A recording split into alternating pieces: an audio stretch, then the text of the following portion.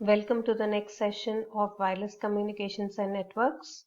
This is Dr. Hima Bindu, Professor in the Department of EC, GRIT. Today we're going to discuss about mobile IP. Before going to what mobile IP is, let us have a glance onto what the actual IP means. IP means Internet Protocol. Many of us must have heard what is your IP address? What do you mean by IP in the first place? What is Internet Protocol address? As the definition says, an Internet Protocol address is a numerical label assigned to every device connected to a computer network that uses the Internet for communication. Now, all of us know that there are certain rules through which we have to communicate using the World Wide Web, which is simply termed as the Internet. Now, every device that we use has an IP address associated with, and that is always unique in nature. Now, basically, an IP address has two basic purposes.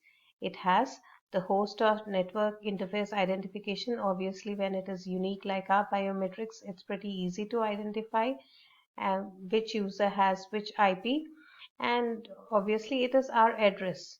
So, to locate the address of any particular IP with our unique address is the basic principle that has to be served by the Internet Protocol, right? So moving on, why mobile IP? The main core topic of discussion today is mobile IP. So if we see there is a very large network that is being depicted in the figure. Now you can see onto the left hand side of the left hand bottom side of the figure, we can see a mobile node, and there is something known as home location that is written over there.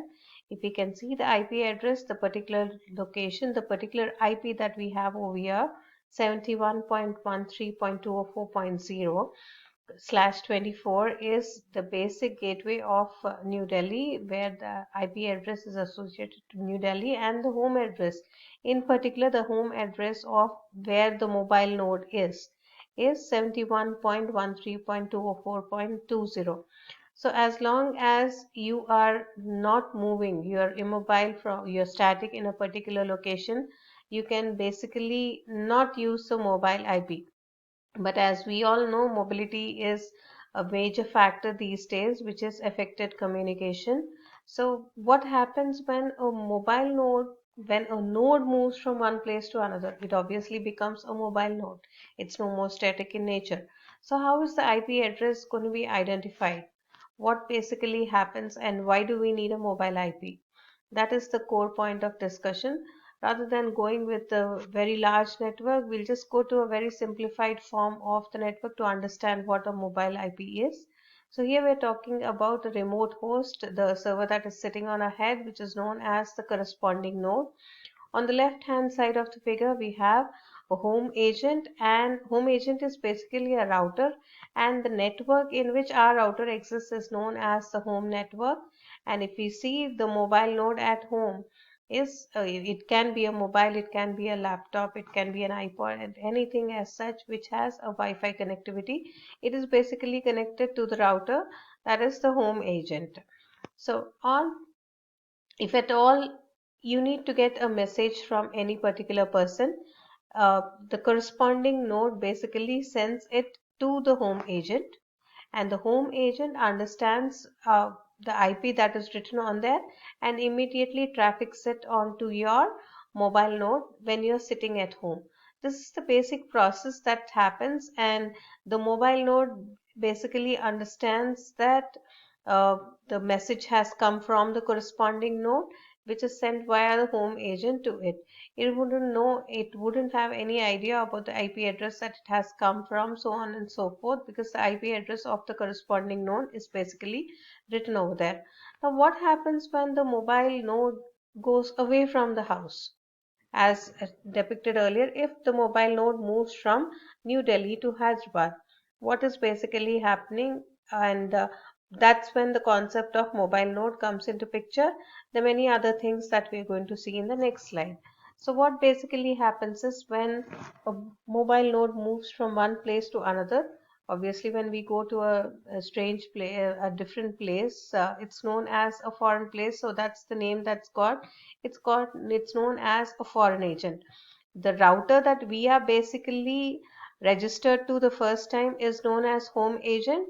And when the mobility starts, the router that we are registered to down the line, whether it be one or whether it be many, they're all known as foreign agents, and we are associated with an address which is known as care of address. And care of address is basically the address of the foreign agent that's been delivered to the home agent so as to know where we are basically located. The mobile node that is away is linked to a particular foreign network, and the whereabouts of the foreign network are given to our home agent, right? So what happens in the basic communication procedure when there is some message intended for us? So what is the procedure that happens? So the corresponding nodes, as the usual practice, sends the packet to the home agent, and the home agent is already aware that the mobile node has left its home network and has registered itself onto the foreign network. So what it does is, instead of routing it all the way to the mobile node which is at home, and obviously that's a waste thing to do because the mobile node ain't at home. So what it does is it tunnels. You can see the path that is given here. It tunnels the packet directly from the home network to the foreign network, because that's the care of address of our particular mobile right now. So the packet or the datagram is basically tunneled via particular GTP, gateway tunneling protocol is basically put up, and the packet is directed from the home agent to the foreign agent with the care of address that is given over here. And before doing that, the home agent, what it does is it encapsulates the message with a certain packet, and once the foreign agent opens it up, decapsulates the message, it finds that the message is intended to the foreign node that is presently in its residence, and it immediately diverts the packet on towards the mobile node which is supposed to be at the home network. So this is how the mobile IP basically works, and mobile IP is always important because our IP address, the router that we are associated with at every point of time, keeps changing. So it's very important that we have a mobile IP rather than a static IP in these 5G generation trend, and even before to that. Right. And now understanding what a home network is, that's the basic mobile IP working that we've seen just now, and a quick summarizing of whatever technical terms that we have used over there. A mobile node is assigned to a particular network, which is known as a home network. That's what we've seen in the very initial. This is the home network that's been talked about. And next, IP address on the network, known as its home address, which is static. As usual, as I told you earlier, the very first registration that we've done is basically our home address, and that stays permanently the same way it is. When a mobile node moves from other network to another, it is known as foreign network for this host.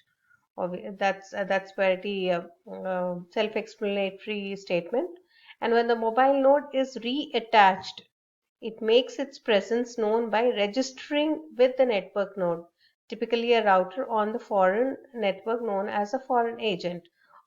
As mentioned earlier, registration process is always important so that the home agent is updated with our whereabouts. So the the agent that we get ourselves registered onto, basically the router that we get registered ourselves onto, is basically known as a foreign agent.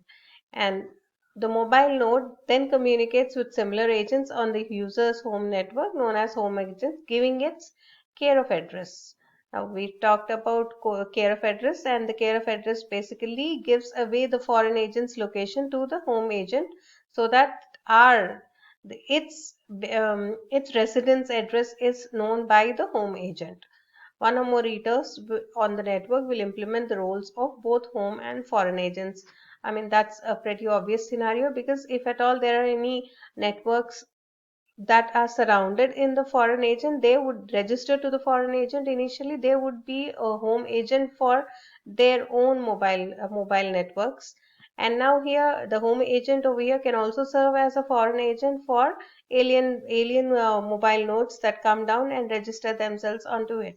So that's about the mobile IP. And going forward and talking about the various procedures, there are basically three basic procedures that are to be followed. The first one is discovery. Obviously, the mobile node is supposed to discover the home agents or the foreign agents for it to be registered onto. So before registration, there is a discovery procedure that has to happen so that the mobile node basically finds out the potential home agents or the foreign agents that it could be registered onto. Later, moving on, there is a registration procedure. The mobile node uses an authenticated registration procedure to inform its home agent of its care of address.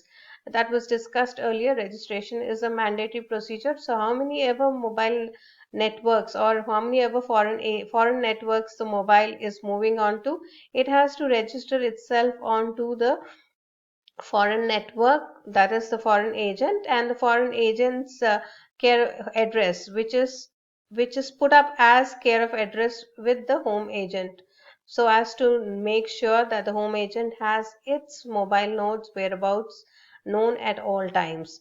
And tunneling is a procedure used to forward the IP datagrams from the home address to the care of address, which was already discussed earlier. The tunnel laid and where basically border gateway protocol or the tunneling gateway protocol or GTP, etc., are the protocols that are used to lay tunnels between the home agent and the foreign agents.